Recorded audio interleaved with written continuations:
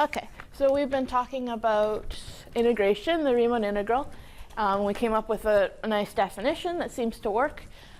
But of course, it's not that easy to use in practice, right? If we have to say, let's look at every possible partition of our interval, and then we have to look at every possible choice of where we decide to stick these CJs, where we choose the height of our rectangles.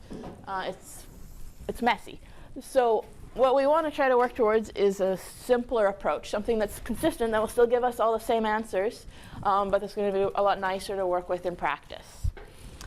So where we want to start with that is, instead of looking at all possible choices of the CJs, let's try to pick some special cases of CJs. And we're going to focus on the ones that give us the most extreme values of f, either the biggest possible value of f in the rectangle or the smallest possible value of f in our little interval. Okay, so let's focus on the extreme cases. So I'm going to write some definitions that we get here. Try to build up the notation we need. Okay, so let f be bounded.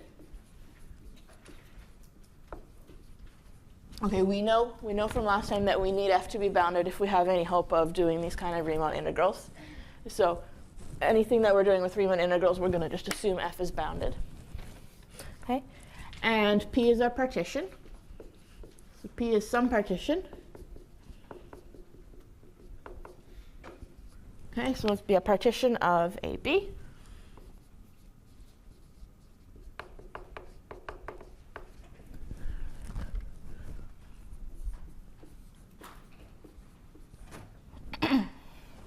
Okay, and now we're going to define what we would typically use as our f of CJs.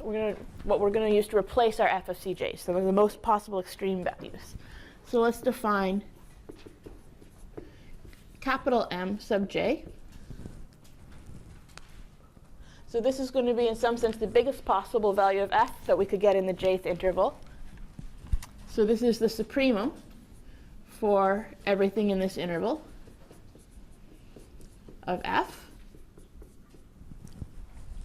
And then we're similarly going to look at the smallest possible value, the infimum of all these f's that we could get in this rectangle. So let's call this little m sub j. This is the infimum. Xj minus 1 less than or equal to x less than or equal to xj of f of x.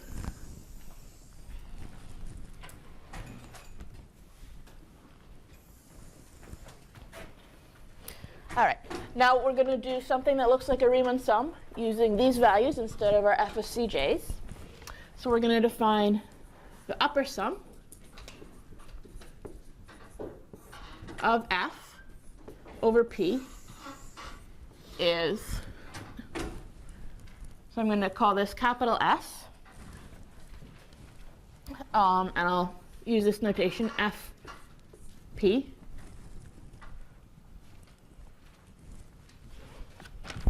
Okay, and this is going to look almost like a Riemann sum.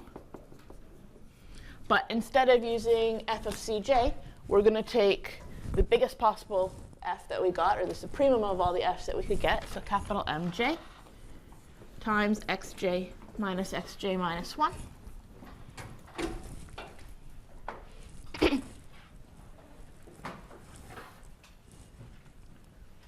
Okay, and we similarly are going to get the lower sum. The lower sum of f over p is the same deal. Now I'm going to use a little s to denote the lower sum. And same thing, except now we're going to use these little mj's, the smallest possible values that we got. Okay, so again, we add up over all our little intervals, little mj, xj minus 1.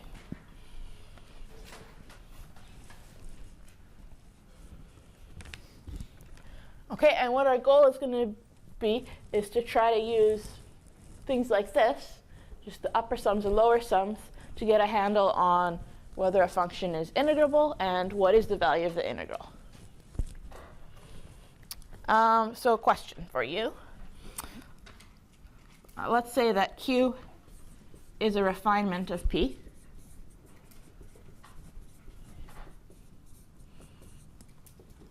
Okay, so these are two partitions, right? Q is a refinement, so P has a bunch of points in it. Q has all those points plus a bunch of more points. Okay? We're going to say it like this. Q is a refinement of P. Or P is contained in Q. Okay, then how do these two values compare? The upper sum of F on P and the upper sum of F on Q. Which one is bigger and which one is smaller? Yeah. Greater than or equal.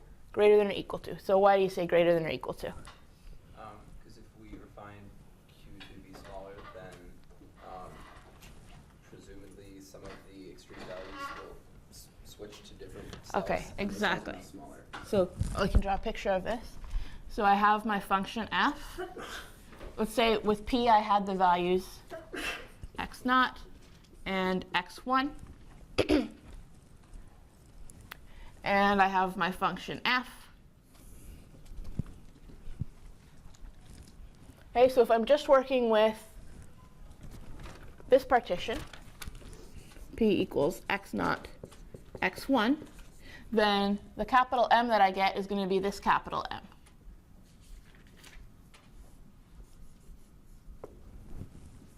Right? I'll call this M1. But if I refine things a little bit, let me grab a different color for the refinement, and say I add another point in the middle.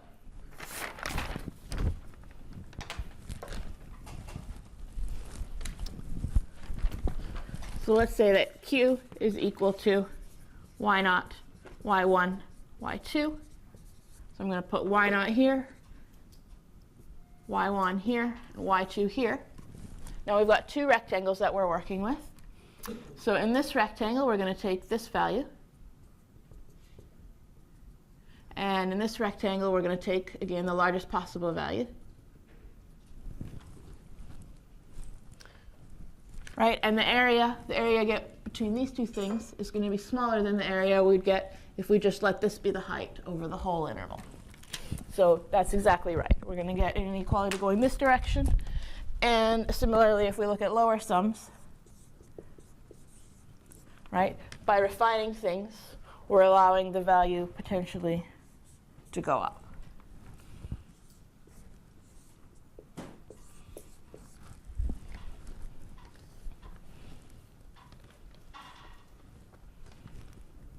Is that okay?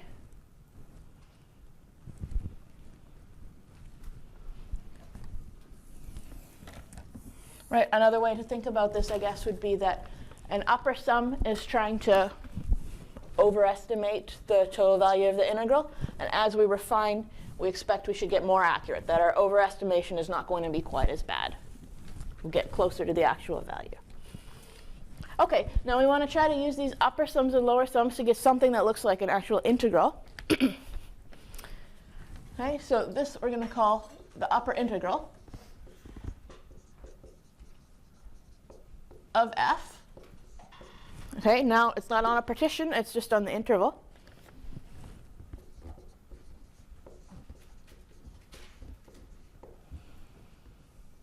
So the upper integral is going to come from these upper sums. These upper sums all overestimate the value of the integral, yes? So I do different partitions. Maybe the value of the integral is here. I do different partitions. I get different values of the upper sum, but they're all too big.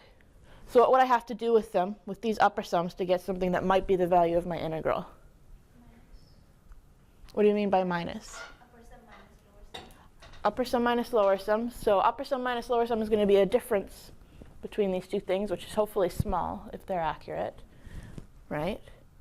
But if I just want this value, I have a whole bunch of numbers that are too big by varying amounts. What do I have to do to them to get something close to the right value? Let the norm of P get small. So we want to let the norm of P get small, sure. And what's going to happen? We're going to get these values getting smaller and smaller and smaller, and hopefully closer and closer to this value. In the end, we're taking the infimum of all of these values, right? So this is how I'm defining my upper integral. So my upper integral says I'm taking a whole bunch of things that are too big.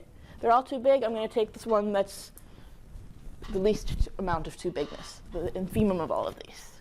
So we're going to denote this by the integral from a to b. We'll put a line over top of it with f of x dx. Okay, so this is going to be the infimum over all possible partitions of the upper sums.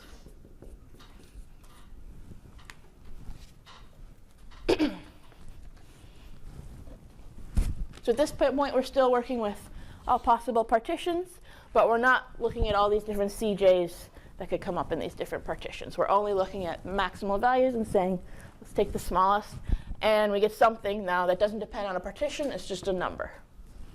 And we can do the same thing with our lower sums, and we get a lower integral of f over the interval. Okay. So again, I'm going to write this as an integral. We'll put a bar underneath it. This time we're taking our lower sums, which are all too small. So since they're all too small, we want to try to take the biggest one possible. We need to take the supremum of these. So the supremum over all p of our lower sums.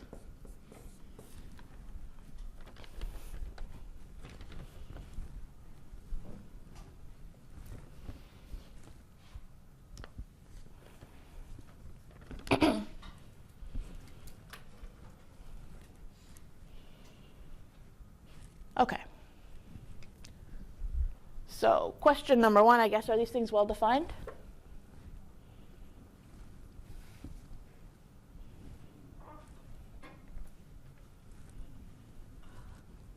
So what I mean by well defined is, am I going to get a number coming out of here, or am I in danger of getting a plus or minus infinity coming out of here?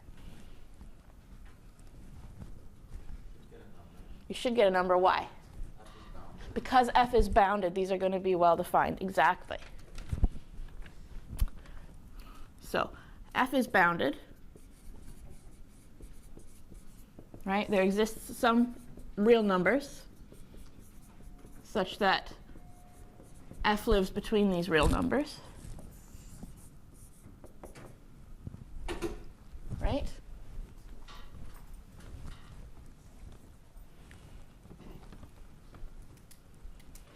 Okay, and that means that given any partition P,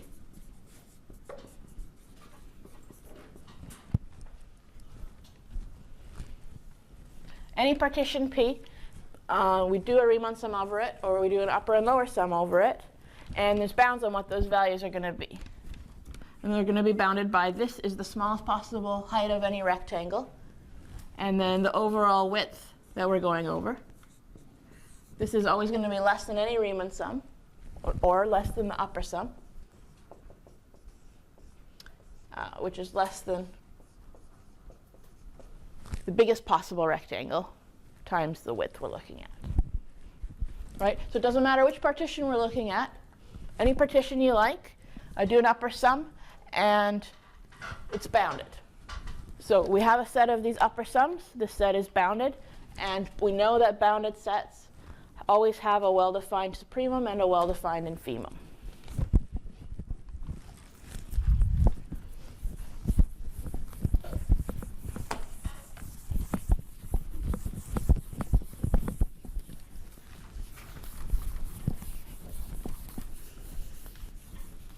Okay, so we can conclude that at least. Since the set of all upper sums or lower sums is bounded. Bounded set has a supremum, has an infimum. It's a number, not infinity. There is a well-defined infimum and supremum.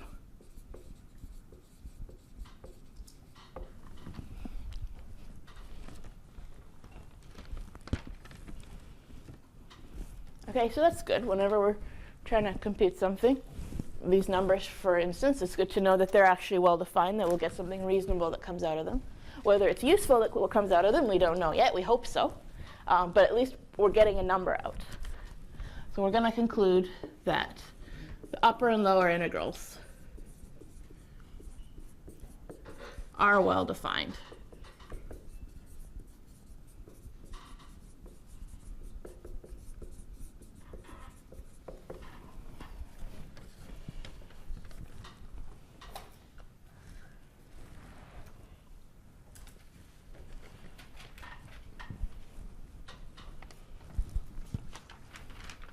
Okay. Second question. If I compare my upper integral and my lower integral, okay, now at least we know these are numbers. That's good. Is one of these going to be bigger than the other, or could they go either way? What do you think? The top has to be bigger than or equal to the bottom. You think the top has to be bigger than or equal to the bottom? Anybody agree with that or disagree with that? I know you either agree or disagree with that. You just told me.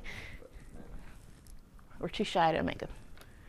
It's okay to be wrong. So yeah, this is true. The top has to be bigger than the bottom, right? Is it immediately obvious? Maybe not, because here we're taking an infimum of things. Here we're taking a supremum of things, right? But the key is going to be that, let me give you any partitions. So we know that if I look at both of these on the same partition, the lower sum is going to be below the upper sum. Now we're looking at what happens on all possible partitions, though, so we have to be a little more clever. So let's look at any two partitions, P and Q.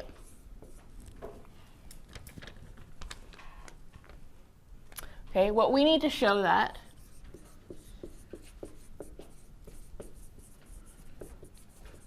if I take a lower sum on one of the partitions and an upper sum on a completely different partition, that they're still ordered.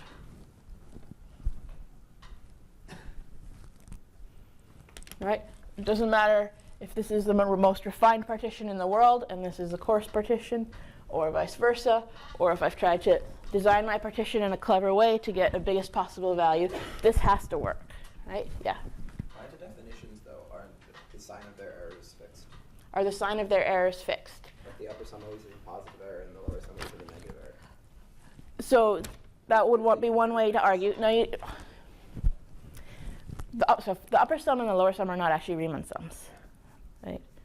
So you have to, yes, you can argue that way, but it's subtle. You know, you never want to say this is obvious.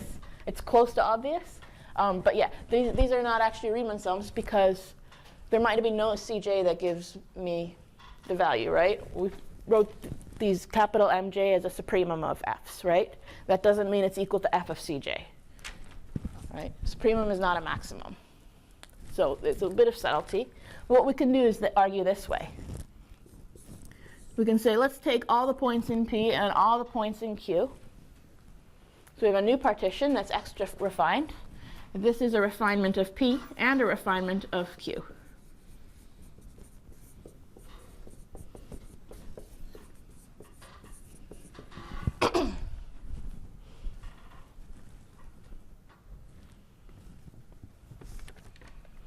Right? P union Q has all the points in it that are in P plus more, so it's a refinement of P. It's all the points that are in Q plus more, so it's a refinement of Q.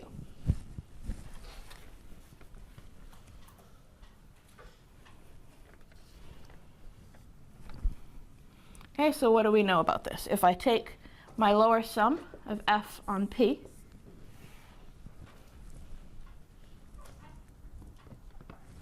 and we made an argument about this before, about how this is going to compare to the lower sum on a refinement.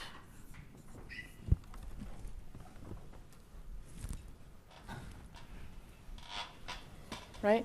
And the argument we made before, it was in this picture actually, is that these are both, in some sense, an underestimate. But this is a worse underestimate. This is a more refined. So we had an inequality that went this direction.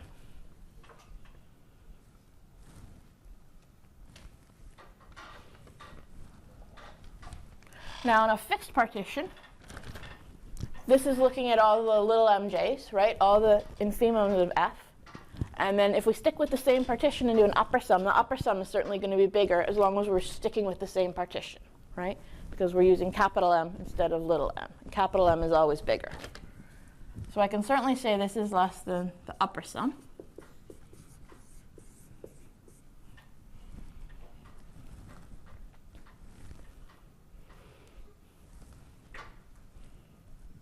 Okay, and again, this is the same argument we used before. You say that this guy is a refinement of Q. That means we know how the upper sum on this partition relates to the upper sum on Q, right? This is an overestimate, but it's not as bad of an overestimate as the upper sum over Q. Yeah, George? Q, not just Q, if P is a subset of Q. I'm not claiming that P is a subset of Q. These are just any two partitions in the world that you like. So this is less than the upper sum of F on Q.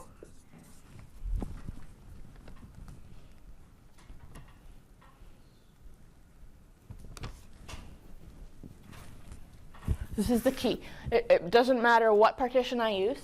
The lower sum is always less than the upper sum. And that means if I take a supremum of all of these, a least upper bound of all of these, it's going to still be less than any upper sum that I like.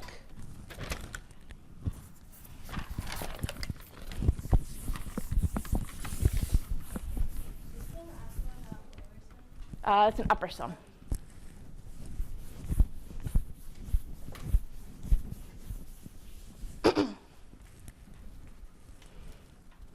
Okay, so now we conclude that since this works for every possible P and Q, not just when they're the same, not just when one's a refinement of the other, but always, now we can conclude that then the supremum over all partitions of the lower sum is going to be less than the infimum over all partitions of these upper sums.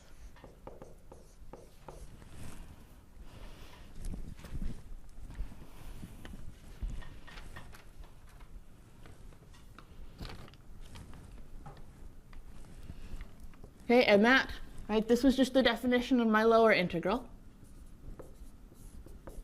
So my lower integral has to be less than my upper integral.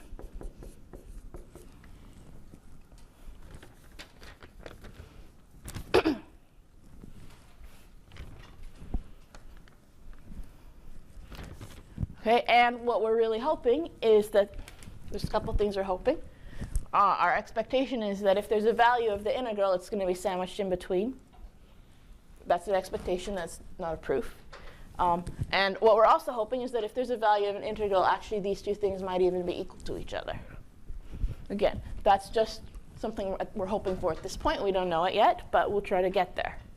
Because computing these things, it turns out, is going to be a whole lot easier than doing very general Riemann sums over all possible partitions and over all possible choices of CJs. So I'm not going to go straight to the proof of why all this works. I'm going to do a couple examples and try to convince you that this framework looks easier to use than general Riemann sums. Okay, so I'll start with an easy example. We did this example before using general Riemann sums. It wasn't so bad, but harder problems will do harder problems. Get very nasty when you're trying to use general Riemann sums. So let's do this integral.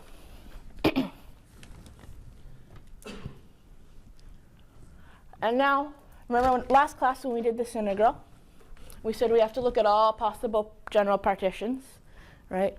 Some might be uniform, and some might be super fine, and some might be really blotchy and not non-uniform. Now I'm going to say we're a little bit lazy. We don't want to do all that work. Let's just do a uniform partition and see what we can learn just from a uniform partition. So let's pick a really simple partition.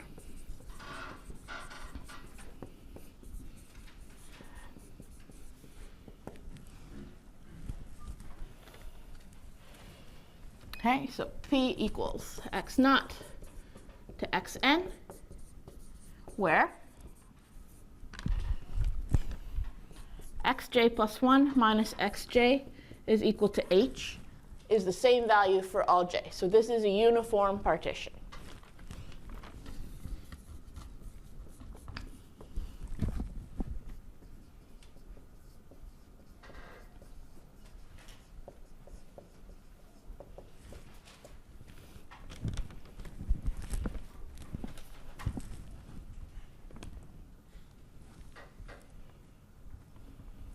Okay, so if we're going to do this, h, right? H is just going to be the total width of the interval divided by the number of subintervals that I create.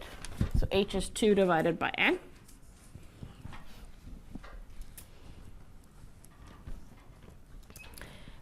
And if I want to find the jth point, I can identify it exactly. It's going to be start at 0, and then we just say how many steps did we take. So x1 means we go forward by h, x2 means we go forward by another h, and so on. So this is just j times h.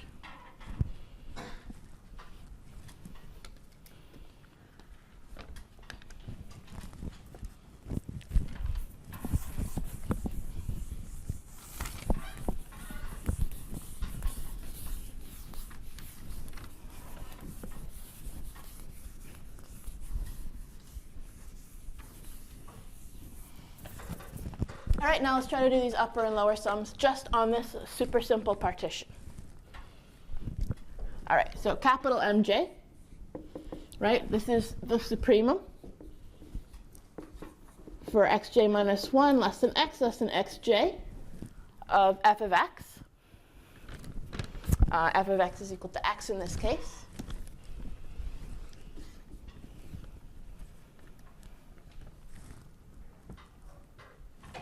Okay, so the supremum is just x sub j, which we said is j times h.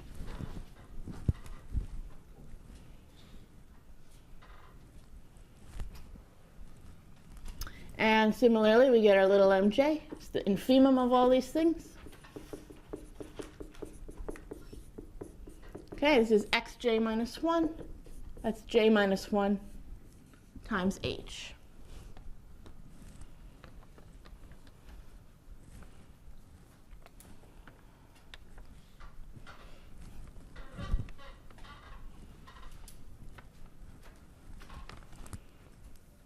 Yeah. Would it still be simple? Like, this is a pretty simple example. It's just a linear. Yeah. But what if it was like curved? After this one, I'm going to do an exponential function. Yes. So, yes, I want to just show the reasoning for this simple function, but I also want to show you that we can do this with more complicated things. Remember last time we had to do, let's kind of try to make the bulk of this, and let's kind of try to find what's left over, and then we have a sum. We don't know exactly where these points are, but because it's a linear function, we could add things up exactly. That becomes much harder when you have a more complicated function with curvature to it. And we'll do an example and see how, because things are really uniform, you still have a hope of doing these sums, which would be hard otherwise. All right, so let's do these upper sums.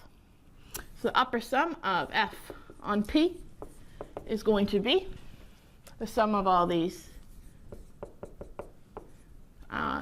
mj's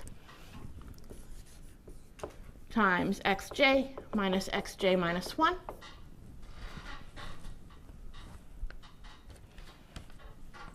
Okay, this is jh, this is h.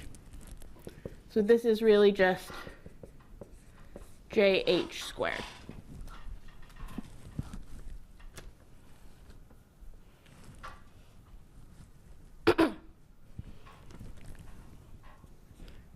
Okay, so we have an h squared out in front, then the sum of the first n integers. All right, there's formulas for the sum of the first n integers, right? And those are things you can prove by induction. So this is going to be n times n plus 1 over 2.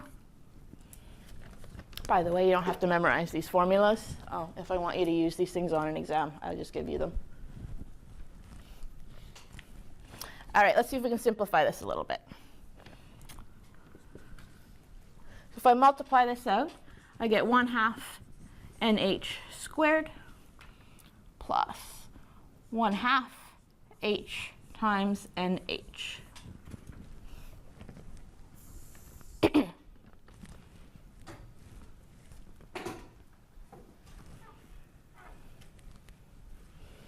All right, why have I grouped the n and h together?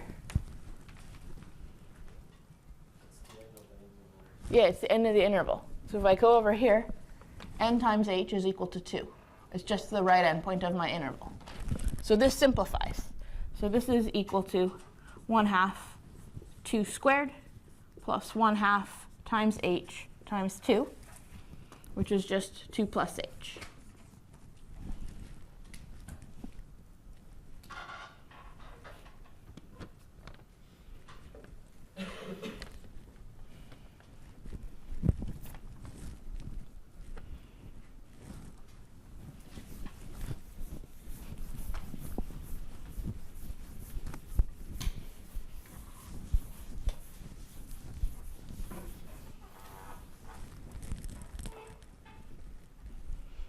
Okay, we do the same kind of reasoning for a lower sum.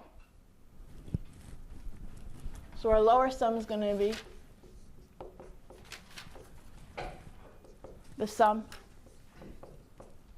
Now we had a j minus 1 times h squared.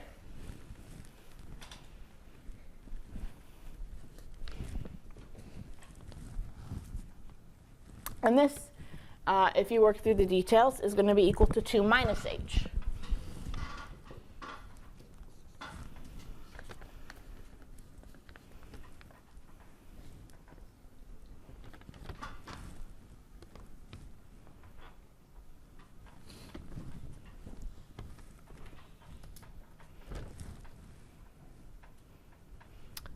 Okay, so let's see if we can put this together. Again, we're trying to get this back in terms of we're using upper sums and lower sums, or upper integrals and lower integrals. Now remember, upper integrals and lower integrals said we're taking infimum or supremum over all possible partitions. I haven't done all possible partitions. I've done the easiest one. But let's see what that gets us. So what do we know? We know that 2 minus h is equal to this lower sum over this particular partition that we chose.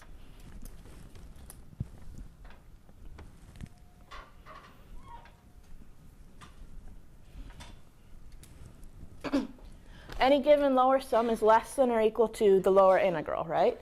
So to get the lower integral, we said we look at all the lower sums and we take the supremum. So this is definitely less than the lower integral.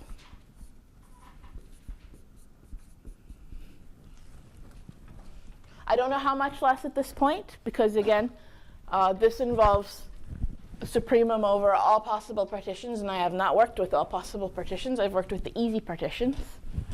But let's see what that gives us. This we also know is less than or equal to the upper integral.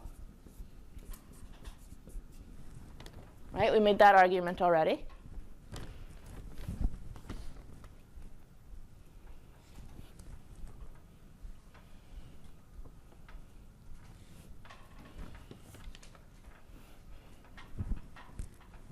Okay, and again, we can compare this to a generic upper sum, right? We said to get the upper integral, we take all possible upper sums, and we take the infimum of these. That means this is less than the upper sum we just computed, right? Again, I don't know how much less, because this involves an infimum over more things than I computed, but it's certainly less than the upper sum I just computed, which was equal to 2 plus h.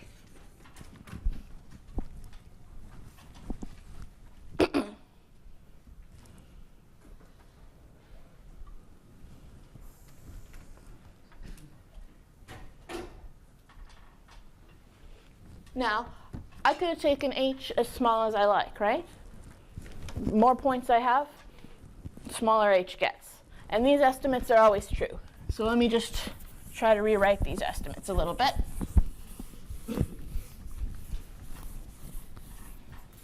So we know that for all h greater than 0, we have that 2 minus h is less than the lower integral, which was less than the upper integral, which was less than 2 plus h.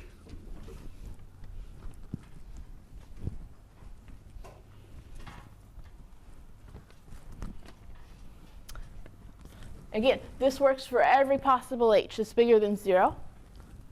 And so I can take limits, right? And what happens is I take h to 0. I get really strict bounds on these things. If we take h to 0, h to 0 from above, we get that 2 is less than the lower integral is less than the upper integral is less than 2.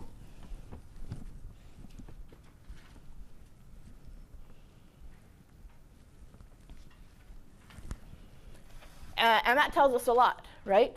I have not, these things are defined in terms of all possible partitions. I have not done all possible partitions. I've done the easiest partition I could think of. And I've still learned a lot about these. In fact, I've learned the exact value of these two things. So we can say that here, the lower integral is equal to 2, and so is the upper integral.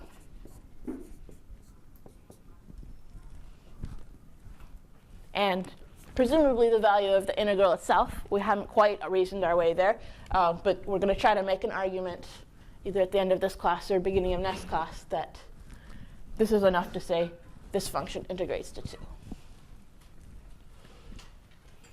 Okay, so this was an easy function, but keep in mind I got to do things a lot simpler. Yep. Does it work the same way as with a derivative if the upper bound and the lower bound are not, like the integral of the upper or lower sum is not equal to each other, then they can't be integrated? Or It will turn out to work that way, yes. okay. That if we've got a value of an integral, these guys have to be equal to each other and equal to the value of the integral. Yeah, we'll probably prove that next class. Yeah. But if over a particular class of P, Over a particular you may class of find B. that the bounds differ. Sure, over If you picked a bad P. a particular class of P, sure. Yeah, okay. If you're not taking the norm of P to 0. If you're taking the norm of P to 0, then all Riemann sums, and it turns out even the upper sums and the lower sums also all have to converge. Oh, okay. So for any P that we pick, as long as its norm goes to 0, the upper sum and lower sum will converge if it's integrable. That's what will end up being the case, yes. We just haven't done that. We haven't proved that yet. But what I'm trying to say, at least, this looks like a good approach. It looks like a good approach for 2 reasons. Because, 1, I didn't use all possible partitions, right? There were a lot of partitions we had to worry about last time. We had these error terms floating around, which were manageable when we were doing this linear function, but you're welcome to try a nonlinear function using the definition of the Riemann integral. It's not that easy, and it's not that fun. Here, we only needed uniform partitions.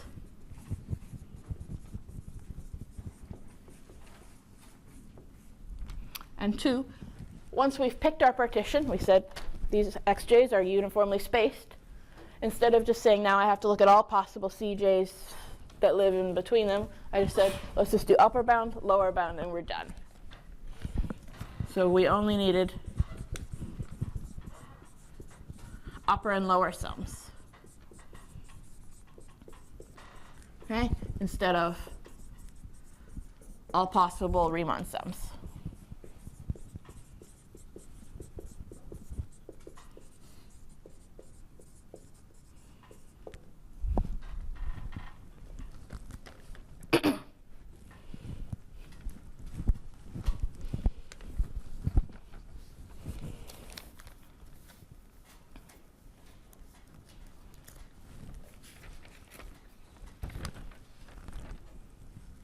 Any other questions on this example before we move on?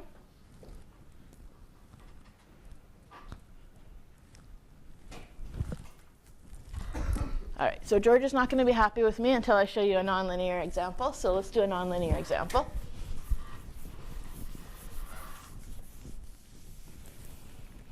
Again, we're not going to derive every possible formula for every possible integral, because that would take a long time. You're welcome to in your free time if you like to, but I'm going to give you some tools. So let's do an exponential function.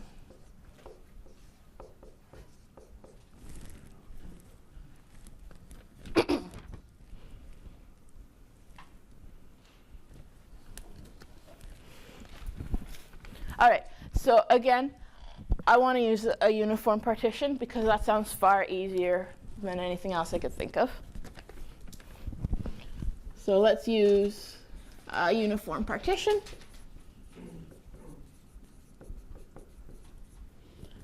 P is, okay, again, x naught to xn, where, okay, xj is going to be j times h, and h is 1 over n in this case.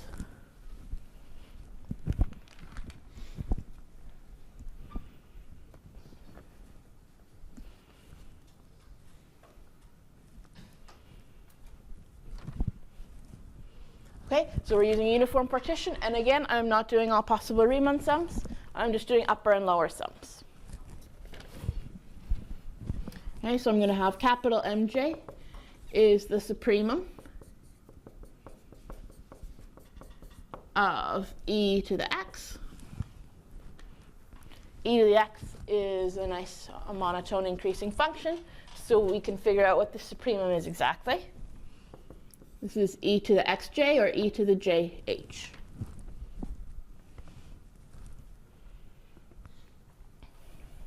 All right, and similarly, my little mj is going to be e j minus 1h.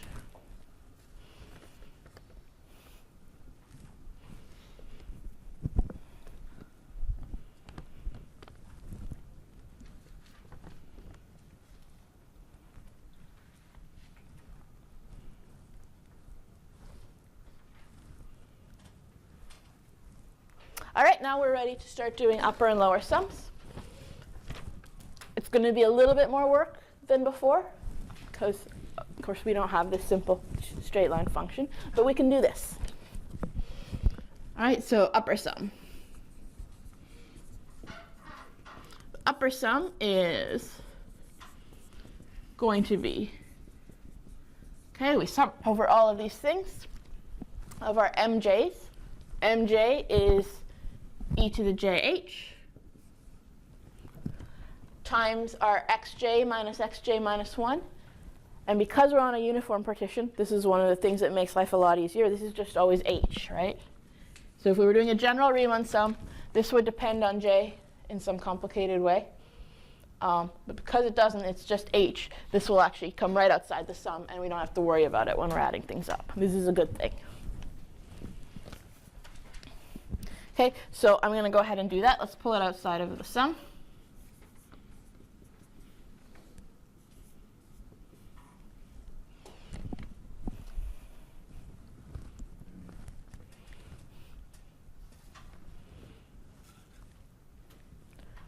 All right, can I add this up?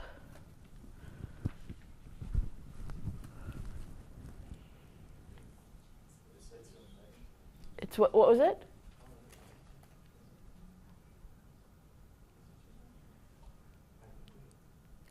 Is it or isn't it? It is a geometric series, absolutely. So let me rewrite this a little bit differently to make it very clear. This is e to the h to the jth power. That is a geometric series. This we can sum. And again, if it wasn't in this form, xj was j times h, right? If this was a generic Riemann sum, then this would not work at all. It would just be complicated and ugly.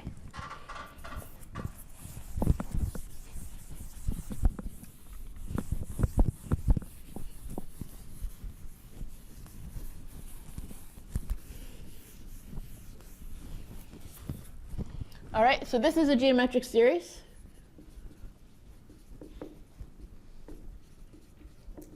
So, actually, you just did this on the midterm.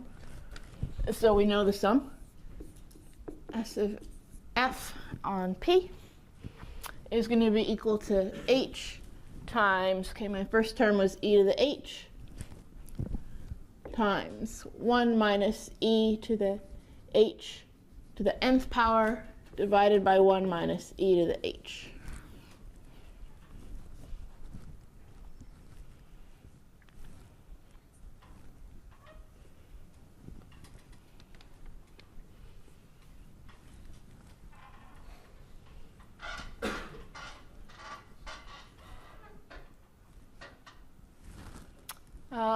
What is n times h? 1, right. So this is h e to the h times 1 minus e over 1 minus e to the h.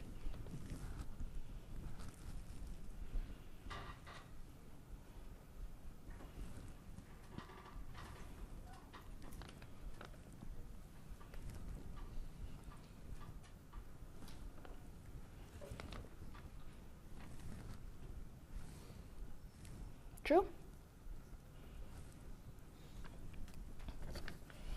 Okay, what about our lower sums?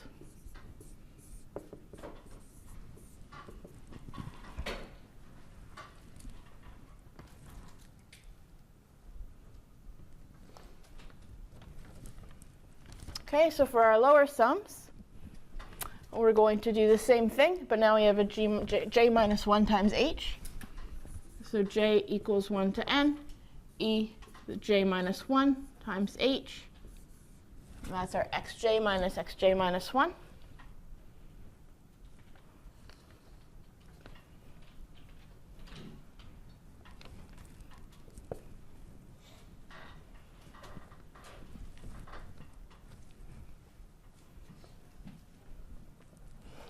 Okay, and let's see what we get here. We could actually write this probably as in terms of what we had before. So if I take out an h and an e to the minus h, I'm left with j equals 1 to n of e to the jh.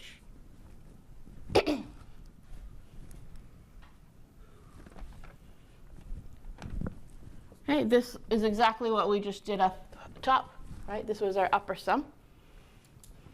So this is the same as our upper sum except multiplied by e to the minus h. Right? Here we had h times the sum of the e to the jh's. We have h times the sum of the e to the jh's times this extra factor. So this e to the minus h times our upper sum, which is e to the minus h times all of this. So h times 1 minus e over 1 minus e to the h.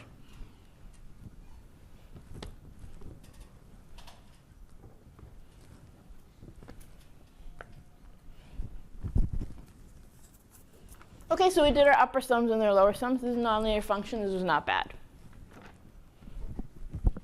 Naturally, you can come up with arbitrarily bad nonlinear functions that make life arbitrarily harder.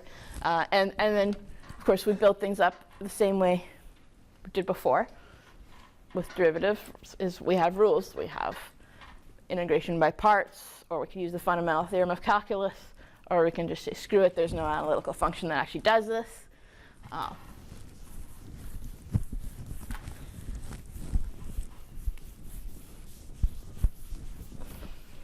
Okay, so we have upper sums and lower sums.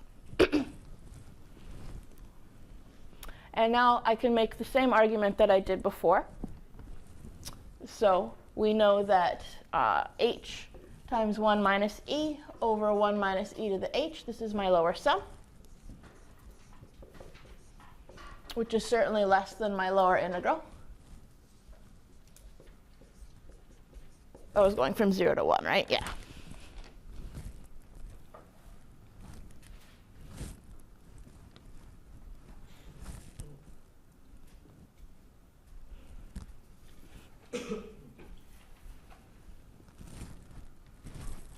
Okay, this is less than my upper integral, which is less than my upper sum that I just computed on the simplest possible partition I could think of, which was equal to h times e to the h times 1 minus e over 1 minus e to the h.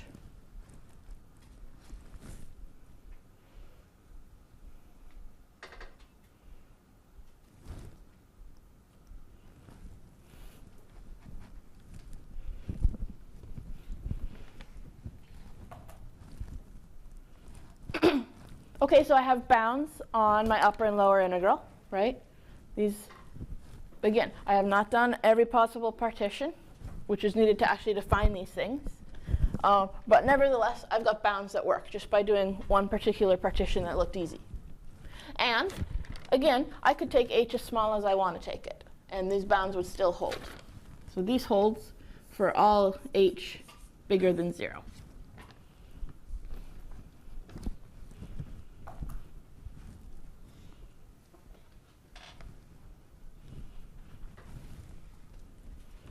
Now let's do the same thing that we did before. We say this holds for all h bigger than 0. Now, we expect to get the best results as we refine our partition more and more. We do our uniform partition, but with a really tiny value of h, many, many, many points. So let's try taking each to 0.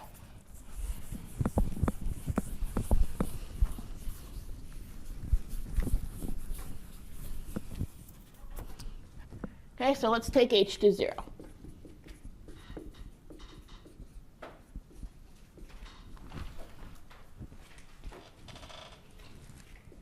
And what are we going to have? The left-hand side, so the limit as h goes to 0 of the left-hand side is equal to the limit as h goes to 0 of h times 1 minus e divided by 1 minus e to the h.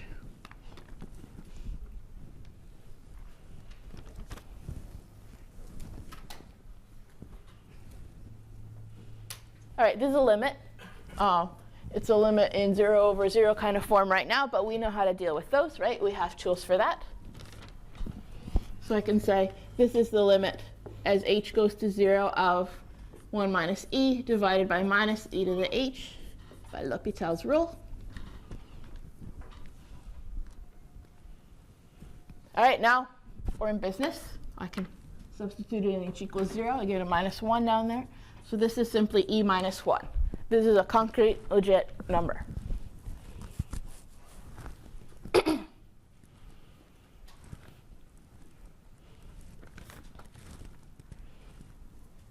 and if we take the limit of the right-hand side, all right, that's the limit as h goes to 0 of h e to the h times 1 minus e over 1 minus e to the h.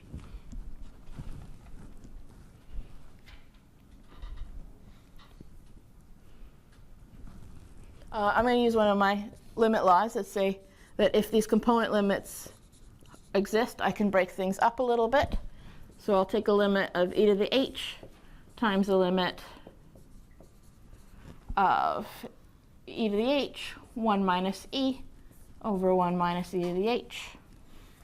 Sorry, this should be an h.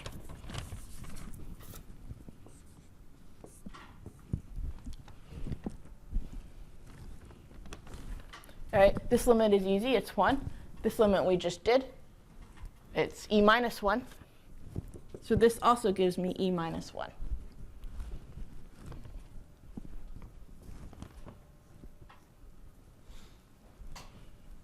Okay, so we took h, we have all these nice bounds here. We took h to 0. We get an e minus 1 as a lower bound. We get an e minus 1 as an upper bound on the values of these upper and lower integrals, which again have a fairly complicated definition, but we didn't have to really use all the nuances of the definition to compute these things because we studied some properties of them. Okay, so if I put those bounds together, I get e minus 1 is less than or equal to my lower integral,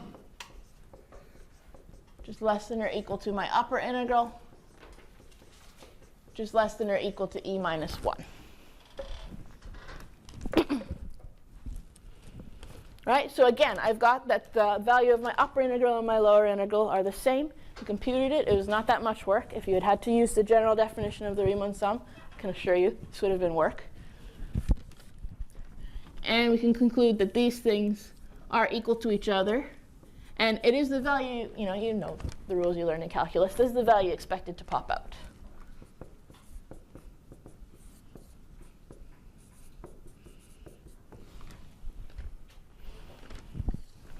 Yes? So these upper and lower sums are easy when the function is monotonic. So I imagine if the function was piecewise monotonic, could you break it up? Piecewise monotonic, sure, you could break it up. What happens when you have a function that's not piecewise monotonic? When you have a function that's not piecewise monotonic, so there's different things that could happen. One is that you say this is a complicated function that I can write in terms of simpler functions, and I can use one of my rules like integration by parts. I can try to use fundamental theorem of calculus to reverse engineer it. Or it may be that you've got no analytical expression for the antiderivative, right?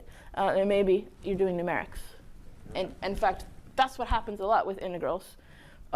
There's not that many integrals that you can actually write down exactly in a simple form. Most of the time, you're pulling out a computer.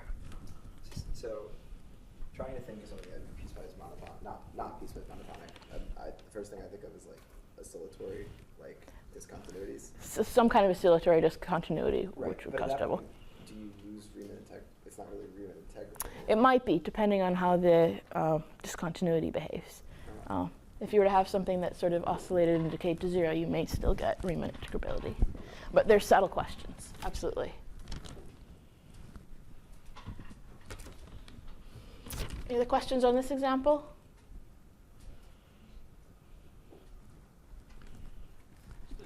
Sure. We just picked H to be uniform, but is there different H's that you can pick at any time, different partitions? You can pick at different partitions, exactly. So the key here was that I had a partition that became more and more refined, so that the norm of the partition was going to 0. Typically, you're going to need a sequence like that, where the norm of the partition goes to 0. If you happen to see a weird example, and you happen to see there's a clever way of picking your partition that makes life easier, then you can do that. No problem. Again, I haven't quite proved a theorem for that yet. We are going to write down that theorem. But yes. When I write down the theorem is not going to say use uniform partitions. It's just going to say find a partition that works.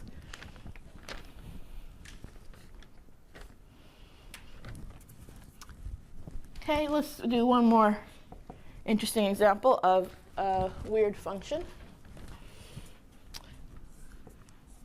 So I'm going to define the function this way. It's 0 if x is not a rational number.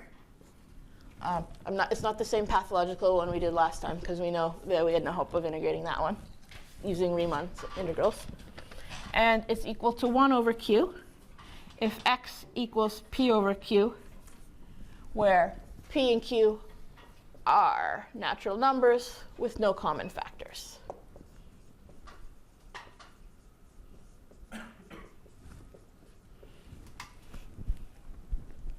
Okay, so in other words, if x is a rational number, you write it as p over q, reduce it as far as possible, and then you take your denominator, keep your denominator, and stick a 1 in the numerator, and that becomes your value of f. And if it's irrational, you set it to 0. And the question is, can we integrate this guy from 1 to 2?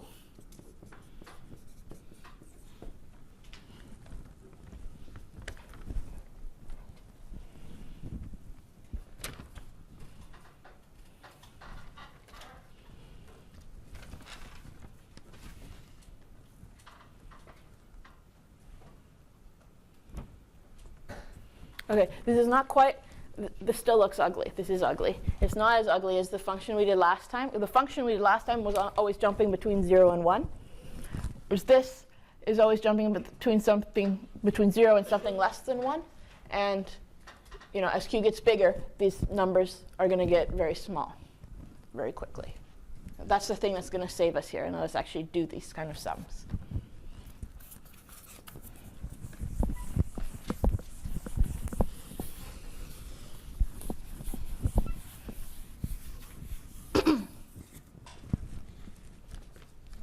All right, what's the lower sum?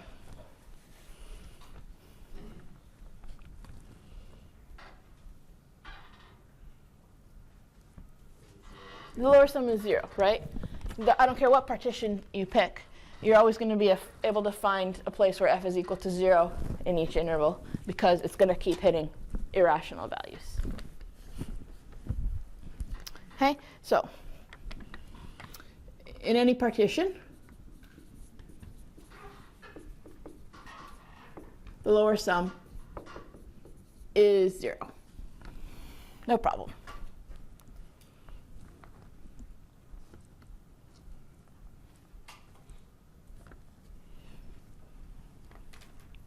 Okay, the upper sum is a little harder to deal with, so we're going to have to break that up a little bit.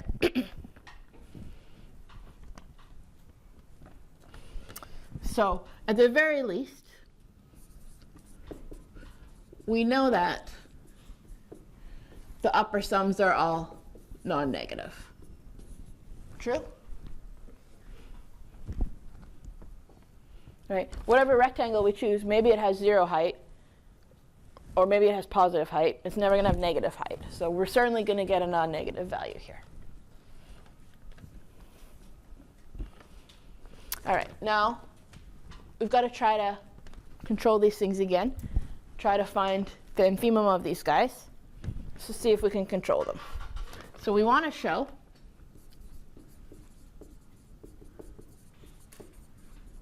that the infimum of all of these guys is equal to 0. If it's not, then we're screwed, right? Then we can't integrate.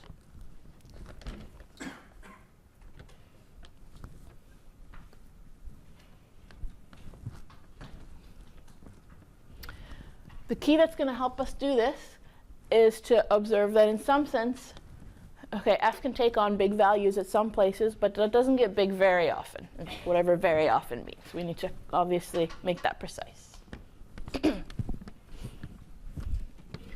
So let's choose any epsilon bigger than 0. When in doubt, pick an epsilon. And the key here is that f doesn't get big too often.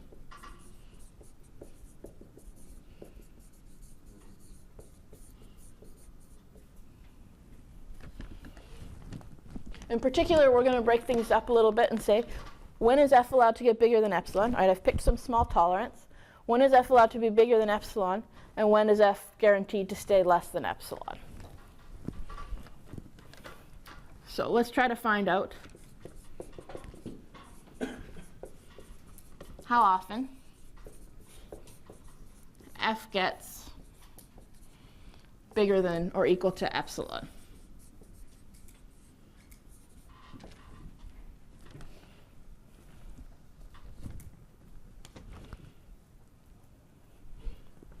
Okay, so if f of x is bigger than epsilon or equal to epsilon, that means that x is equal to p over q in its reduced form, and that 1 over q is bigger than or equal to epsilon.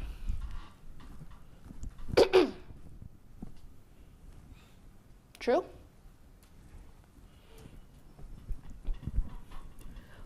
Or, in other words, q has to be less than or equal to 1 over epsilon.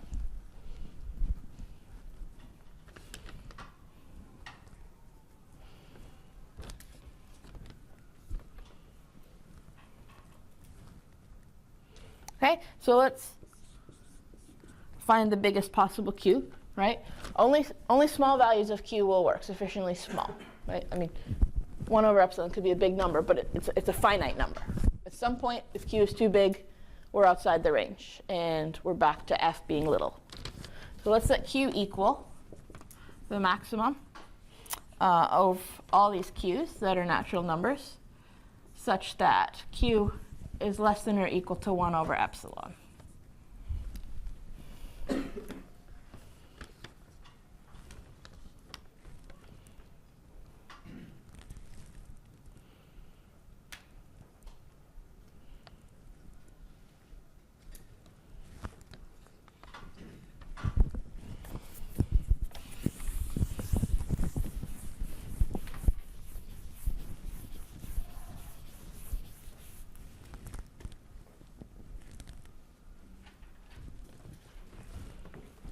Okay, so if f of x is bigger than or equal to epsilon, then x is of the form p over q, where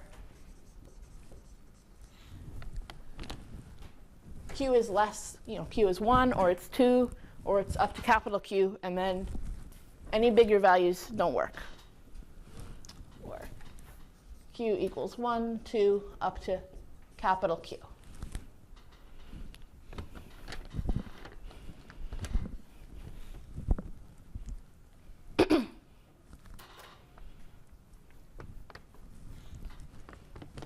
There's finitely many of these guys, right?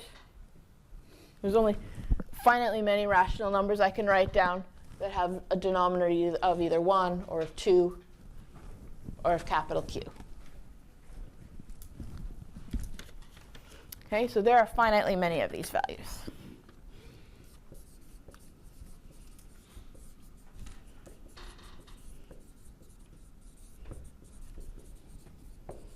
So finite many values where this happens. Let's say it happens k times.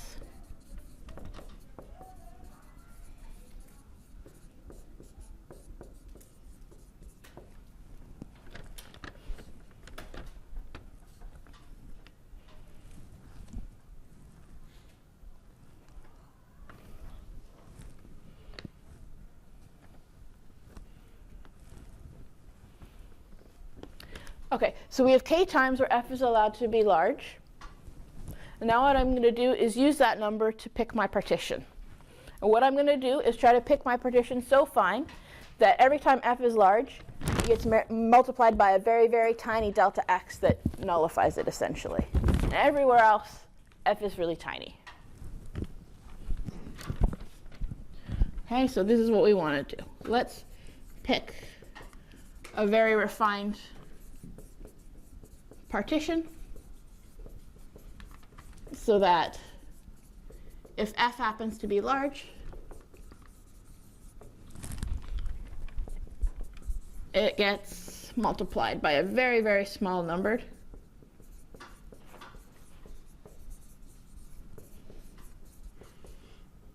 Xj plus 1 minus xj. That nullifies it in some sense.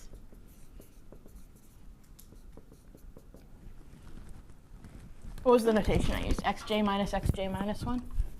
I can do that.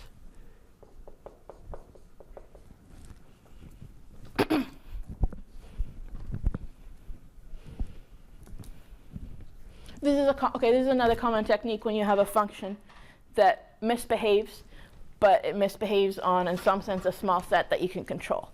Is to try to split things up and say, this is the place where f is badly behaved. I'm going to just try to make sure it gets multiplied by a really tiny delta x when it's misbehaving. Everywhere else, no problem. I can kind of control what's going on. This we won't see as much this class. We used this a lot in 481, actually.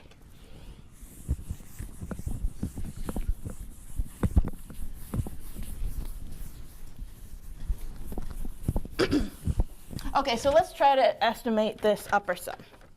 So let's pick our partition with the norm of p less than epsilon over k. Okay, so if k is a big number, if, in other words, f is misbehaving or getting large at a large number of places, it comes in the denominator here so that the norm of p is a very tiny number.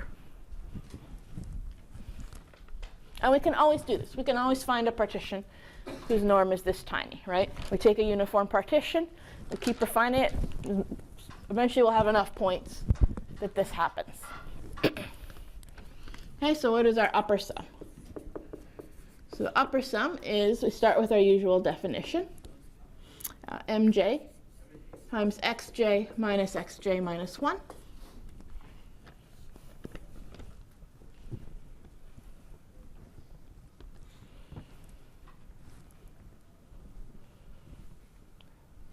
Okay, and again, this next step is probably the key step that I want you to see here, is that we're going to take our Riemann sum. Oh, it's not quite a Riemann sum.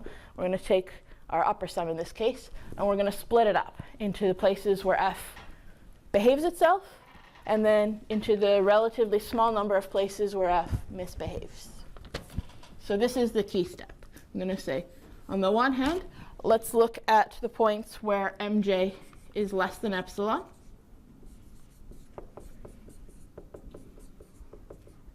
And on the other hand, we have the points where mj is bigger than or equal to epsilon.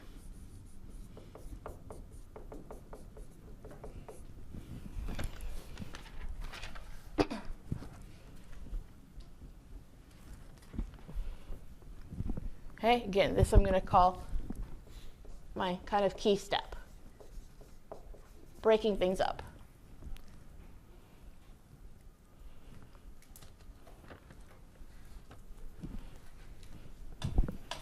And then I'm going to deal with these terms differently. Okay, so what am I going to do over here? The badly behaved terms we've put off to the side to try to deal with separately. We know that Okay, the MJs are sort of bad. What's the biggest MJ could possibly be? Q. Okay, so the MJs, F is equal to 1 over Q, right?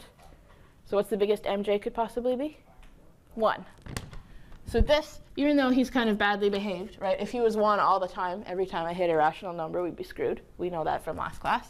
But this is certainly less than or equal to 1, which is not 0, but at least we can control it.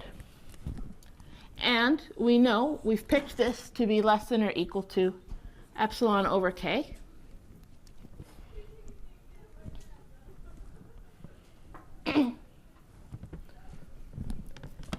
And how many terms are there in this series?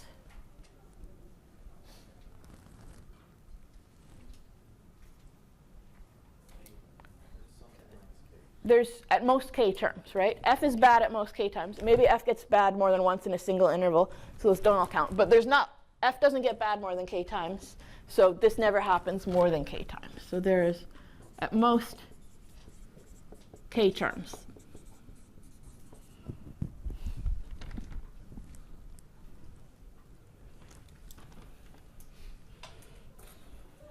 Okay, so bad things are happening here, but we can somehow control them. Good things are happening over here. This guy we know is less than epsilon.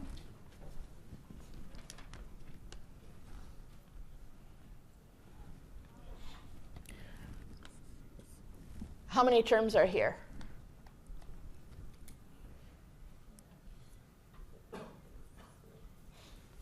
It better not be infinite if we're doing if we're working on a partition, right? There's we're adding up over most of the subintervals, but not all of them. We could make it bigger if we added up over all the subintervals, right? So this would be bigger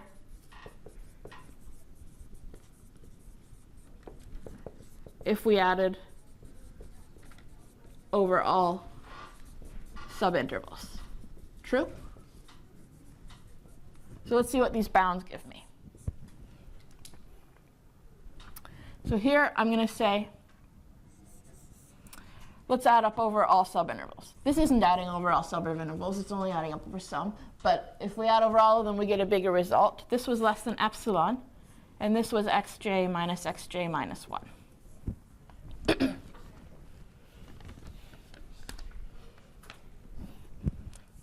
This one, we had bounds on all these terms. So what are we adding up? We're adding up something that's less than epsilon over k, and we're doing it at most k times. So this is at most k times epsilon over k.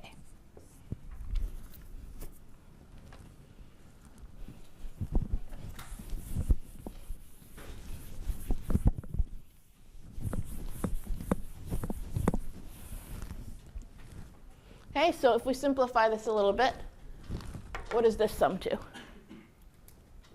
What's that? Epsilon. Epsilon, yep, epsilon, because again, we're adding all the xj's minus xj minus 1. This is our usual telescoping thing.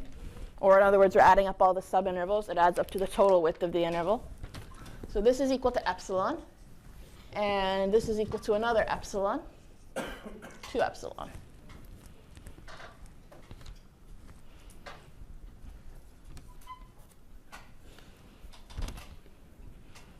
Okay, so again, I don't know exactly what this upper sum is. I have not really hope of knowing exactly what this general upper sum is going to be. But we know a lot about it. We said before it's always non-negative. And now we know that for all epsilon greater than 0, okay, it's non-negative. And it's less than 2 epsilon.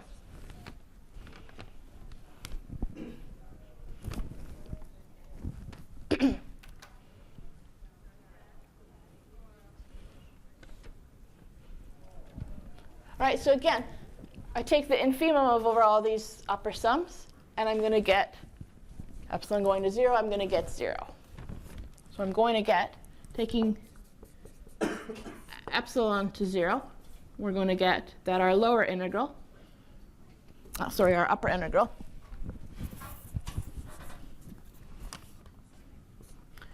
from 1 to 2 of f of x dx is sandwiched between 0 and 0.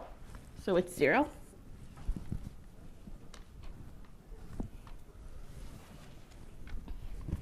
and since all the lower sums were automatically 0,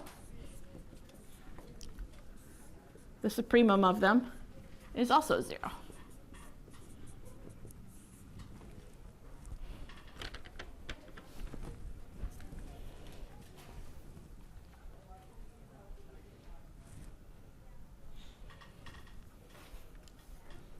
All right, so again, we have reason to hope that actually this function, this is highly nonlinear. This is worse than the exponential function. We have hope that we can actually integrate this guy using this definition of the Riemann integral, not using it directly, but using what we know about upper and lower sums and picking. Okay, this is an example of picking a particular partition that worked for this, where I said, I want my partition to have a particular norm size. I don't really care if things are uniformly spaced as long as I have this particular norm, and getting these bounds. So those are some examples. Hopefully convince you this is a nicer approach to work with than generic Riemann sums. Do them all over all partitions. And next class, we're going to prove that this actually works. That, in fact, this guy straight off integrates to 0. So I'll leave you there.